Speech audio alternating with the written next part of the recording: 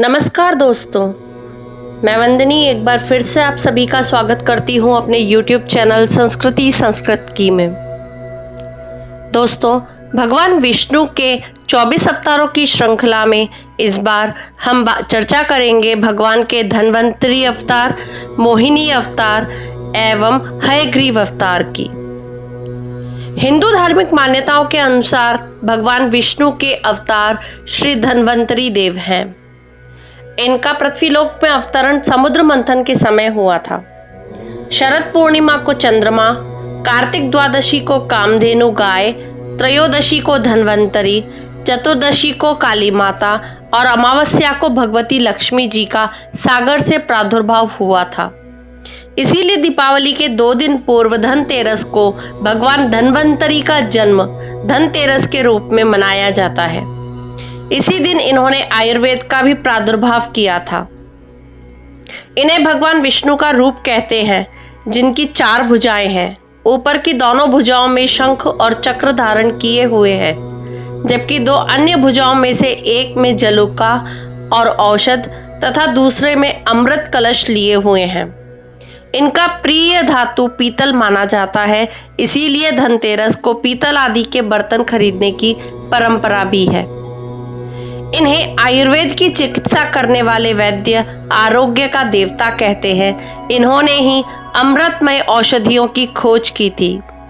इनके वंश में दिवोदास हुए, जिन्होंने शल्य चिकित्सा का विश्व का पहला विद्यालय काशी में स्थापित किया, जिसके प्रधानाचार्य सुश्रुत बनाए गए थे।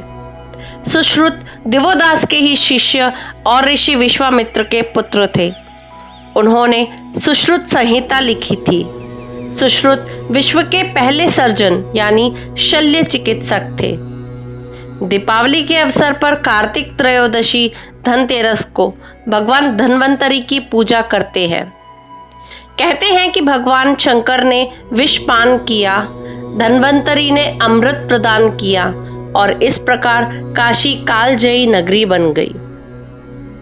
समुद्र से निकलने के बाद भगवान धन्वंतरी ने भगवान विष्णु से कहा कि लोक में मेरा स्थान और भाग निश्चित कर दें। इस पर भगवान विष्णु ने कहा कि यज्ञ का विभाग तो पहले ही देवताओं में हो चुका है, अतः अब यह संभव नहीं।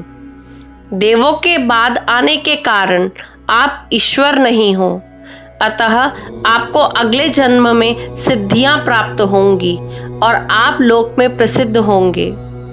उसी शरीर से आप देवत्व प्राप्त करेंगे और द्विजाति गण आपकी सभी तरह से पूजा करेंगे। आप आयुर्वेद का अष्टांग विभाजन भी करेंगे। इसीलिए धन्वंतरी सभी रोगों के निवारण में निष्णात थे।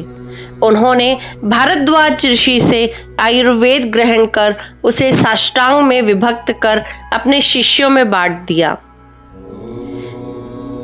वैदिक काल में जो महत्व और स्थान अश्विनी को प्राप्त था, वही पौराणिक काल में धन्वंतरी को प्राप्त हुआ। जहां अश्विनी के हाथ में मधु कलश था, वहां धन्वंतरी को अमृत कलश मिला, क्योंकि भगवान विष्णु संसार की रक्षा करते हैं। अतः रोगों से रक्षा करने वाले धन्वंतरी को भगवान विष्णु का अंश माना गया है। ओम नमो भगवते महासुदर्शनाय वासुदेवाय धन्वंतरये। अमृत कलश हस्ताय सर्व भय विनाशाय सर्व रोग निवारणाय त्रिलोकपथाय श्री त्रिलोकनाथाय श्री महाविष्णु स्वरूपाय श्री धन्वंतरी स्वरूपाय श्री श्री श्री औषध चक्राय नारायणाय नमः। इस मंत्र के साथ हमें धन्वंतरी देव की जन्म जयंती अर्थात धनतेरस के दिन पूजा करनी चाहिए। भगवान का अगला अवतार मोहिनी अवतार है। धर्म ग्रंथों के अनुसार समुद्र मंथन के दौरान सबसे अंत में धन्वंतरी अमृत कलश लेकर निकले। जैसे ही अमृत मिला, अनुशासन भंग हुआ। देवताओं ने कहा हम ले लें, दैत्यों ने कहा हम ले लें। इसी खींचातानी में इंद्र के पुत्र जयंत अमृत कुंभ को लेकर भाग गए। सारे दैत्य व देवता उनके पीछे भागे। असुरों व देवताओं में भयंकर मारकाट बच गई। देवता परेशान होकर भगवान विष्णु के पास गए। तब भगवान विष्णु ने मोहिनी अवतार लिया। भगवान ने मोहिनी रूप में सबको मोहित कर दिया। मोहिनी ने देवता व असुरों की बात सुनी और कहा कि यह अमृत कलश मुझे दे दीजिए, तो मैं बारी बारी से देवता व असुर को अमृत पान करा दूंगी। दोनों मान गए। एक तरफ देवता थे और दूसरी तरफ असुर बैठे थे।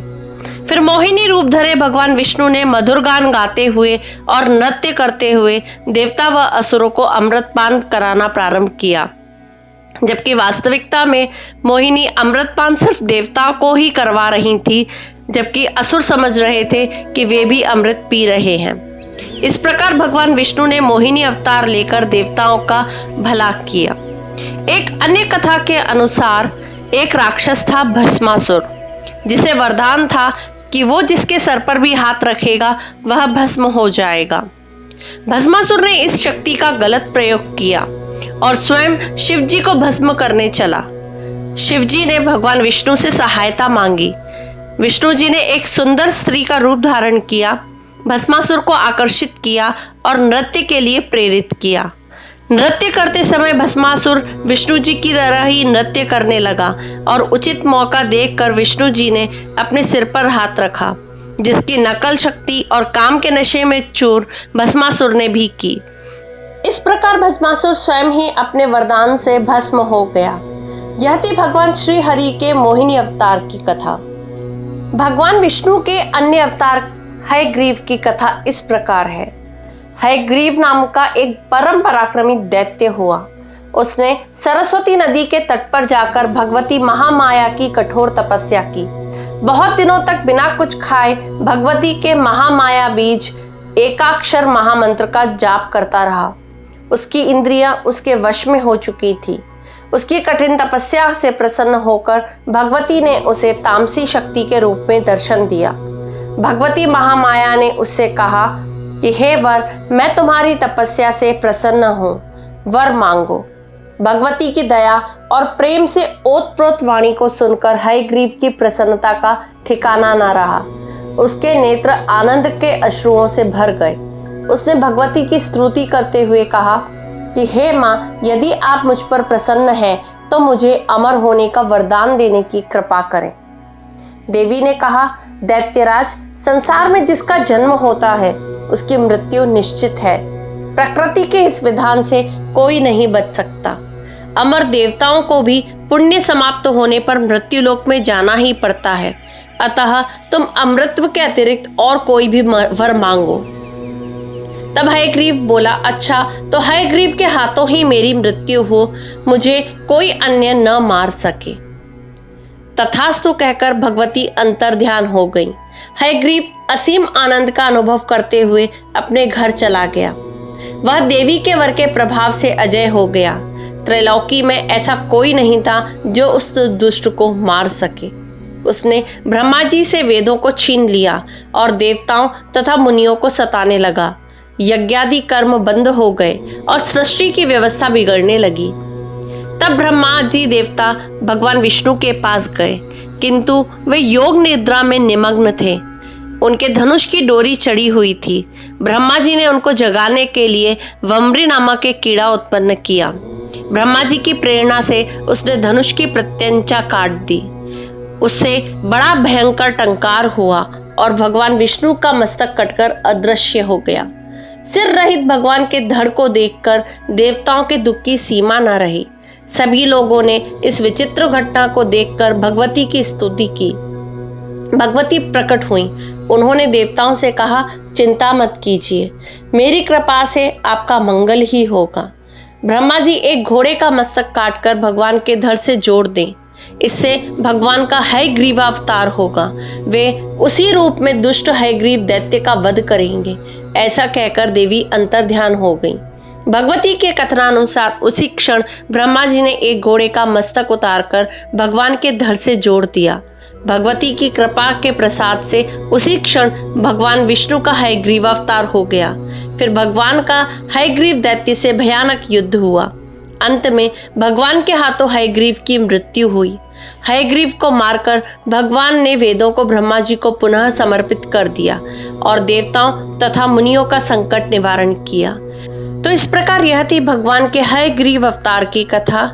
भगवान के अन्य अवतारों की चर्चा हम अपने अगले वीडियो में करेंगे। तब तक के लिए नमो नमः।